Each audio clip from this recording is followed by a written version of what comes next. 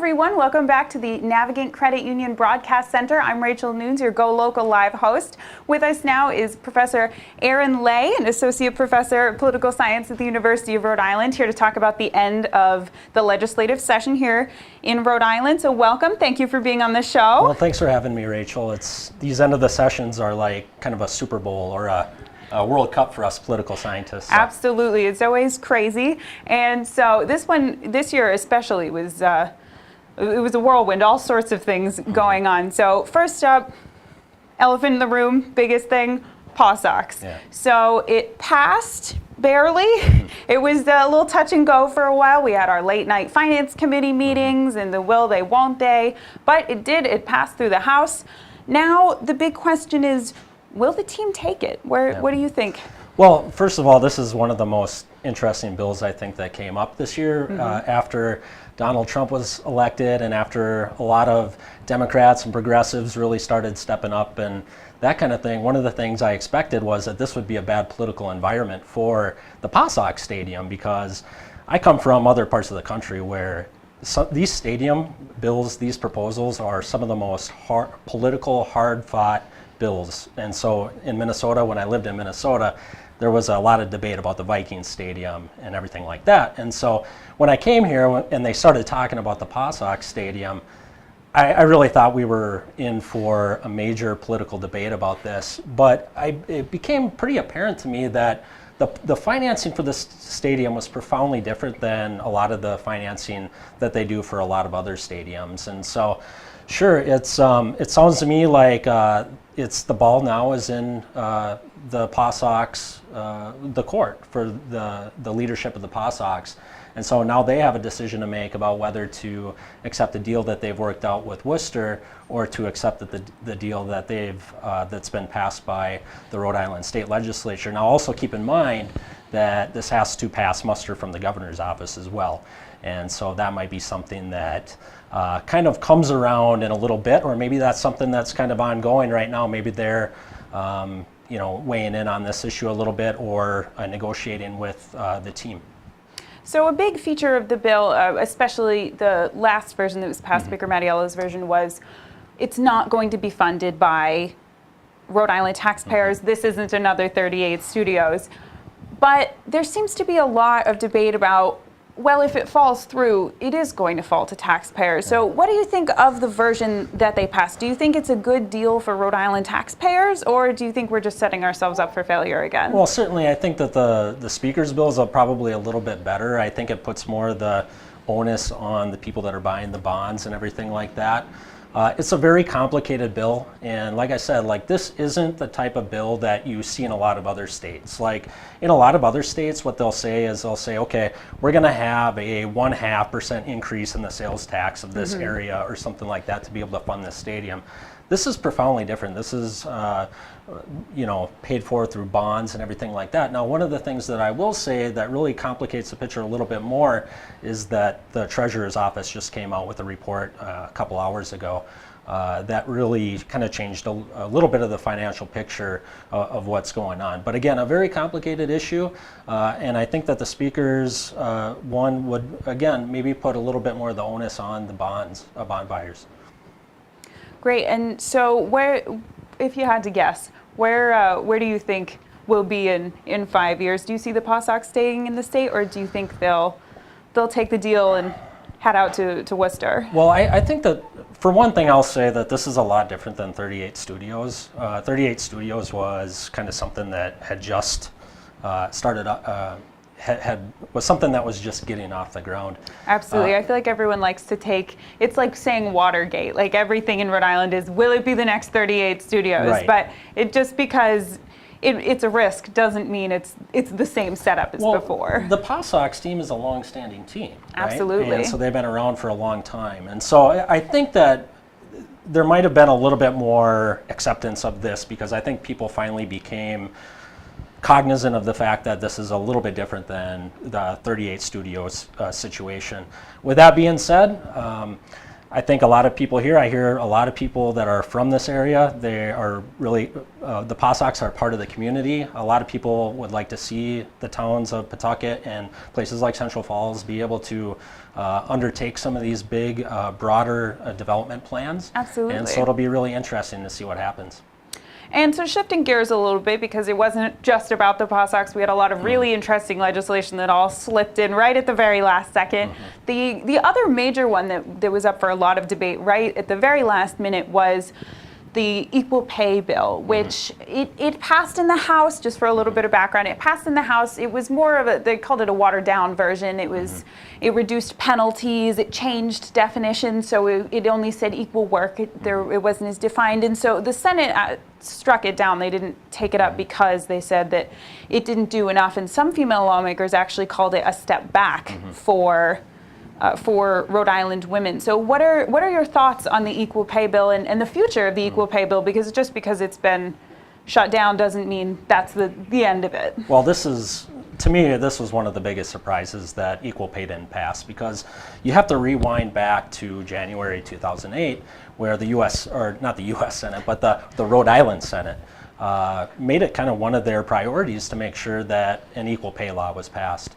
Again, they passed a very robust law in January 2008. What ended up happening later was we did see this watered down law that just recently kind of came out, and one of the things that it does is it doesn't apply to companies that are over 13 employees, which is the vast majority, or under 13 employees, which is the vast majority of businesses. And so it also lowers some of the fines, so I can see why some of the proponents of equal pay legislation would have been very disappointed in seeing that some of the fines were lowered as they were. And also, as Rachel was saying, it does change some of the language from equal pay to from comparable pay to equal pay, which is a profound difference. Absolutely. So what do you think is the next step for it? Do you think they'll take a step back and revise the bill? Do you think they'll start fresh? What do you think is the next step for lawmakers because it's a massive issue here in the state, and like you said, not having it in smaller companies, that's a lot of times where you see the biggest issues. If you don't have an HR department, if you don't have company policies in place. So what do you think is the next steps? Well, I think what we're going to see in the next legislative session is we're going to see a major counter mobilization by women who are interested in politics, who are vying for primary seats, who are going to make this the number one issue that they're going to be fighting for. And you really can't blame them, because again, this was something that the Rhode Island Senate said that they would make as a priority. It's something that wasn't necessarily passed at the House level. And so again, I think that more women will be getting involved in the party, the Democratic Party. I think more of them will be perhaps challenging within the next day or two. We're going to find out a lot about who's going to be challenging incumbents. And I think that this is going to be a major issue the next legislative session. So they might want to start thinking about how they're going to approach this issue moving forward. Absolutely. It's never too early to get involved. And so we notice every year, it seems like at the end of the session, we don't hear much from the legislator for a lot of the session, and then suddenly we have 3 days to go and we have to pass so many bills.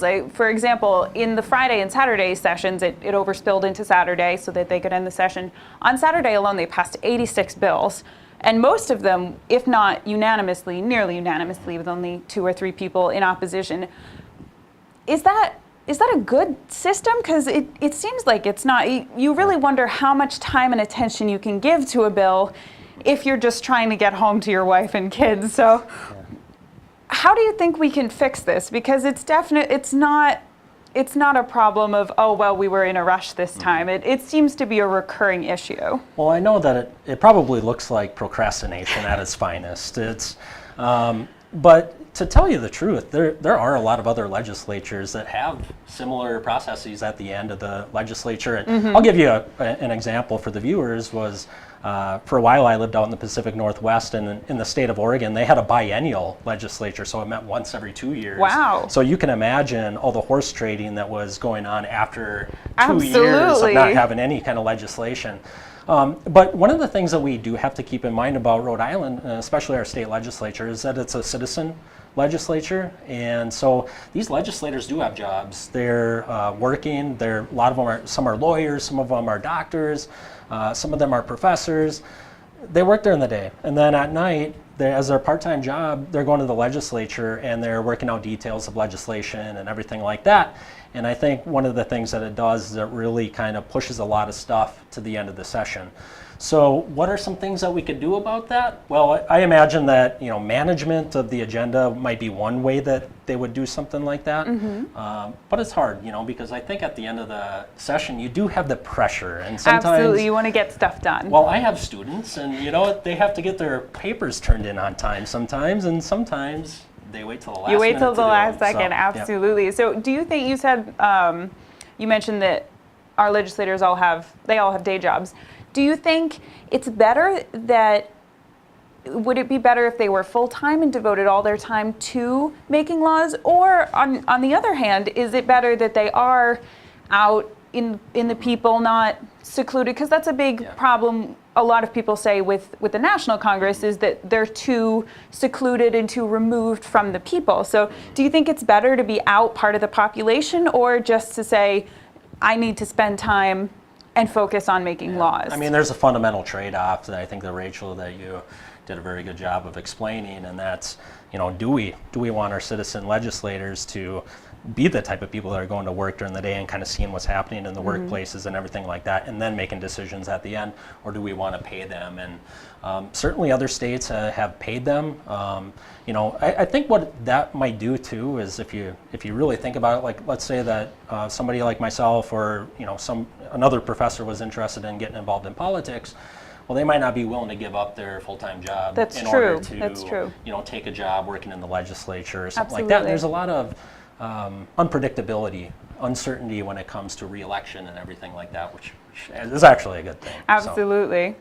That's true, and it's a very good point. And so what other bills would you say were the most important? Because it seems like everything was kind of overshadowed by the PAWSOX in the last couple of days. All of the news coverage and everything was focused on, will they pass the PAWSOX bill? But like I said, 86 bills were passed on Saturday. What other bills would you say should people know about? Well, I think one of the bills that probably deserved a little bit more exposure was the Fix Our Schools bill. Absolutely. That passed pretty much unopposed. When they went through the budget, there was really no opposition, which was almost unprecedented. Well, it received overwhelming passage. It was something that Seth Magaziner, as the treasurer, he was involved in, and the governor had a hand in it and everything like that. And if you take one look at our schools across Rhode Island, our schools are in total disrepair. Absolutely. And so this is a $250 million bond that we're going to be able to vote on soon, or actually in November, that will allow us to find ways of sending money to certain school districts that are in dire need of repairs in order to make those repairs, and so that's our students are learning. That would be one important bill that I thought that passed. It probably didn't receive the type of exposure that it deserved. Some of the other ones, line item veto was another one that ended up not going forward. Why do you think that is? Because on the surface, it seems to make sense. Instead of, we'll just scrap this whole bill, just taking bits and pieces that you like. Why do you think it didn't go through? Yeah, I mean, that's again, I think a lot of people, there's a lot of good government groups that were kind of lined up for it. They were in support of it because they thought that maybe that would curb some of the excessive spending that might occur in the Rhode Island State Legislature and everything like that. But you also have to keep in mind that having control over a budget in the legislative offices is going to give perhaps the leadership a little bit more control. That's true. About how they're able to control the party and everything like that. And so I can see why there would be some opposition to it from that front. It might be something that would have to be decided by the voters at the end of the day. That'd be a very interesting decision, because no matter if the legislators are deciding about it, then they're saying, should we give some of our power away? And it almost is it fair for them to decide that? So that could be a very interesting question for Rhode Island voters of who should have that power. Well, and I think that, like in a lot of other states that have faced that same type of decision, a lot of them were more than happy to give away some of their power because they didn't want to be held to account for some of the bad decisions that might have been made by a governor or something like that. So True. to some extent, it's a way to be able to shift the blame a little bit. But again, like I said, you have to imagine that a line item veto is going to give a governor a little bit more power, a little bit more negotiating power in terms of separation of powers and everything like that. And so that might be one reason why there was some opposition to that. True. And so we just have just a couple minutes left. Is there anything else you feel we should know about the end of the end of the session? Anything important that we should know about? Well, I think that another thing that really didn't register really high in terms of media attention was the gambling, the state, the sports betting. True, that made a big splash. Yep. Right after the Supreme Court supported it. It came out that Rhode Island was considering it, and then we just kind of didn't really hear anything else. Well, this is one of the things that I think is really interesting about this is that when I heard about it on public radio, I was listening to public radio, and when I heard about it, I thought, boy, I think Rhode Island really has an opportunity here to be a first mover in terms of passing some sort of legislation or working this into some sort of plan. And sure enough, it didn't take very long for the governor to come up with some sort of plan. And they're projected to raise $23.5 million in revenue from sports betting at the Lincoln and Tiverton casinos. And so it'll be really interesting come October to see if those projections come true. Some of those projections were based on kind of the government's, I think, own assessments, and there might not have been consultants that were weighing in on that. But certainly I'll be paying very close attention to see the extent to which that's going to be a revenue going into the future that we're going to be relying upon. Absolutely. Well, thank you so much. That was a lot of information to squish into not a lot of time, much like the end of the session itself. So thank you so much, Professor Aaron Lay from the University Rachel. of Rhode Island. And stick with us. We'll be right back in just a few minutes with our next guest here at the Navigant Credit Union Broadcast Center here on GoLocal Live. I'm your host, Rachel Nunes.